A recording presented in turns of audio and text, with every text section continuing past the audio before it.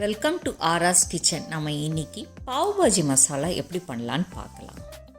உங்களுக்கு என்னோடய சேனல் பிடிச்சிருந்ததுன்னா சப்ஸ்கிரைப் பண்ணுங்கள், ஷேர் பண்ணுங்கள்.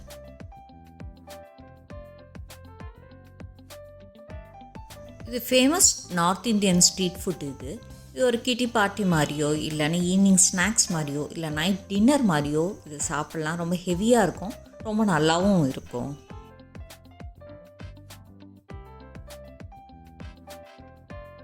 இதுக்கு நான் ஒரு கடாயை எடுத்து நல்ல பெரிய ஸ்பூனில் ஒரு ஸ்பூன் வெண்ணெய் சேர்த்துருக்கேன். வெண்ணெய் நல்லா கரைஞ்சி வரட்டும். அடுப்பை மிதமான தீயிலே வைங்க, கரிஞ்சிடாமல். இதிலோட ஒரு ஸ்பூன் சீரகத்தை சேர்க்குறேன். சீரகம் நல்லா பொரிஞ்சு வர வரைக்கும் மெதுவாக கிண்டி கொடுங்க. அடுப்பை மெயினாக சிம்லேயே வைங்க, ஏன்னா அடுத்தது சேர்க்க போகிற ஐட்டம் கரிஞ்சிடாமல் இருக்கிறது. இப்போது இதோட 1.5 ஸ்பூன் காஷ்மீர் சில்லி பவுடர் சேர்க்குறேன். இந்த சில்லி பவுடர் தான் இந்த பாஜிக்கு கொடுக்கக்கூடிய கலர். பாருங்கள், இந்த வெண்ணெயோடு சேர்ந்து பார்க்கவே எவ்வளோ நல்லாயிருக்கு பாருங்கள். இந்த கலர் தான் நமக்கு பாவ் பாஜிக்கு கொடுக்குற கலர். இப்போ பொடிசாக நறுக்கின 3 பெரிய வெங்காயத்தை அதோட சேர்க்குறேன்.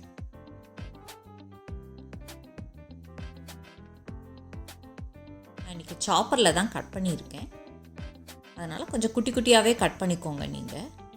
அப்போ தான் நல்லா சேர்ந்து வரும் நமக்கு. இந்த மாதிரி பெரிய வெங்காயத்தை போட்டு நல்லா கிண்டி கொடுங்க. பெரிய வெங்காயமும் எல்லாமே சிம்மில் வச்சே பண்ணுங்கள், ஏன்னா கரிஞ்சிடாமல் உங்களுக்கு. பெரிய வெங்காயம் இந்த மாதிரி நல்லா வதங்கி வரும்போது 2 ஸ்பூன் இஞ்சி பூண்டு விழுது சேர்த்துக்கோங்க.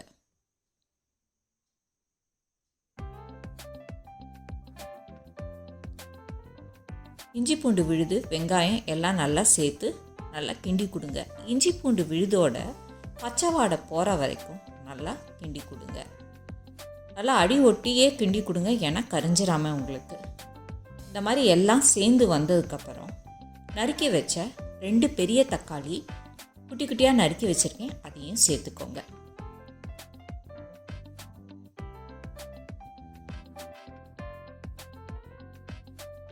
தக்காளி சேர்த்ததுக்கப்புறம் தக்காளியை நல்லா ஸ்மாஷ் பண்ணி விடுங்க. எவ்வளோக்கு எவ்வளோ தக்காளியை ஸ்மாஷ் பண்ணி விடுறீங்களோ அவ்வளோக்கு அவ்வளோ பாவ் பாஜி ரொம்ப டேஸ்ட்டாக வரும்.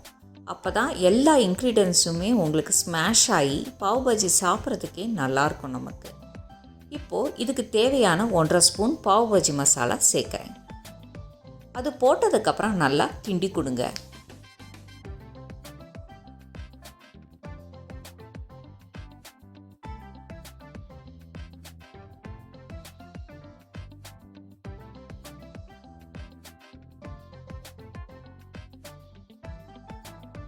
இப்போ மசாலா நல்லா கலந்ததுக்கப்புறம் 1 டம்ளர் தண்ணி விட்டு நல்லா கலந்து விடுங்க. நான் இன்றைக்கி குடமிளகா ரெட்டு, எல்லோ, க்ரீன் 3 கலரும் என்கிட்ட இருக்கிறனால அதை 3ஐயும் குட்டி குட்டியாக கட் பண்ணி வச்சுருக்கேன். அதையும் இப்போ சேர்க்குறேன். நான் எவ்வளோக்கு எவ்வளோ பொடியாக நறுக்கிறீங்களோ அவ்வளோ சீக்கிரம் நமக்கு ஸ்மாஷ் பண்ண முடியும். பெருசாக இருந்தால் கொஞ்சம் லேட் ஆகும் நமக்கு, அதனால் குட்டி குட்டியாகவே நறுக்கிக்கோங்க. இதோட 1 கை பட்டாணி சேர்க்குறேன் நான். இப்போ இது எல்லாத்தையும் நல்லா கிண்டி கொடுங்க.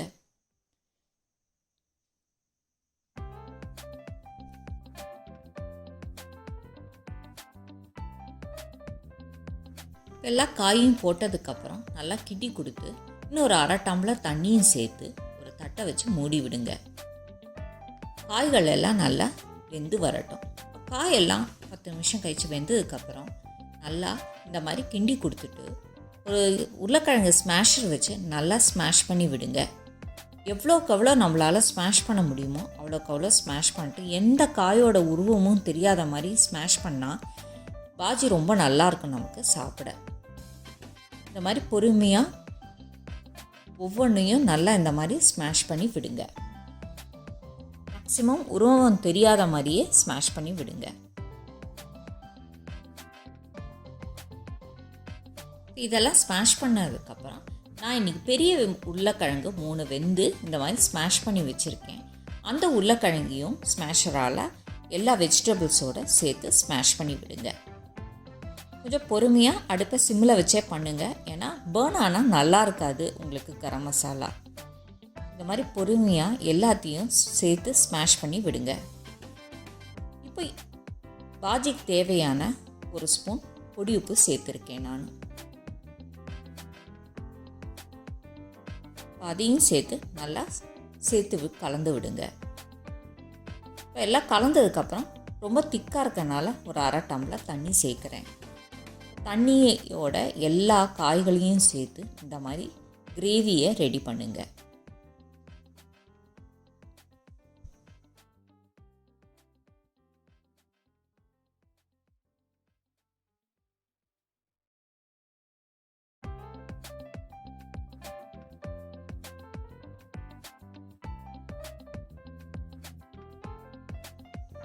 தண்ணி விட்டதுக்கப்புறம் உங்களுக்கு கொஞ்சம் கூட சாலிடாக இருக்கிற மாதிரி இருக்கிறனால நான் இன்னொரு அரை டம்ளர் தண்ணி விட்டு இந்த மாதிரி கன்சிஸ்டன்சியில் இருக்கும்போது 1 ஸ்பூன் வெண்ணெயும் போட்டு 1 கைப்பிடி குட்டி குட்டியாக நறுக்கின கொத்தமல்லி போட்டிருக்கேன். கொத்தமல்லி எவ்வளோ பச்சையாக போட முடியுமோ அவ்வளோ போடுங்க, ரொம்ப நல்லாயிருக்கும்.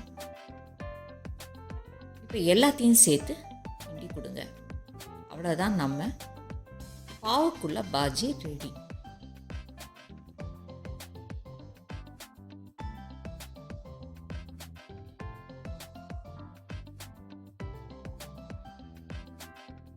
இந்த மாதிரி பாவு பாஜிக்குள்ள ப்ரெட்டே கடையில் கிடைக்கும் நமக்கு. அதை வாங்கி இந்த மாதிரி 2ஆக கட் பண்ணிக்கோங்க.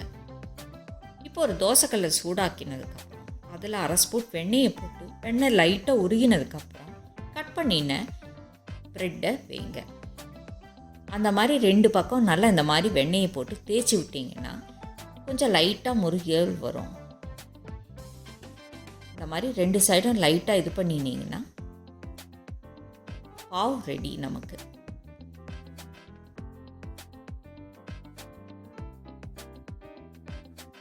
இப்போது பாவ் பாஜியை சாப்பிட்றதுக்கு ஒரு சர்விங்னு இருக்குது. அது எப்படின்னா உங்களுக்கு ஸ்ட்ரீட் சைட்லலாம் உங்களுக்கு பாவ் பாஜி பாவை ரெடி பண்ணிவிட்டு பாஜியை இந்த மாதிரி ஒரு கிண்ணத்தில் போட்டு அதுக்கு மேலே குட்டி குட்டியாக நறுக்கின வெங்காயத்தை போட்டு அதுக்கு மேலே கொத்தமல்லி தழையை போட்டு ஒரு சின்ன பீஸ் லெமன் வைப்பாங்க. ஒரு புளிப்பு தன்மை பிடிச்சிருந்ததுன்னா புழிஞ்சிக்கிறதுக்கு. அவ்வளோதான், நம்மளோட பாவ் பாஜி ரெடி. நீங்களும் ட்ரை பண்ணி பாருங்கள், சாப்பிட்டு பாருங்கள்.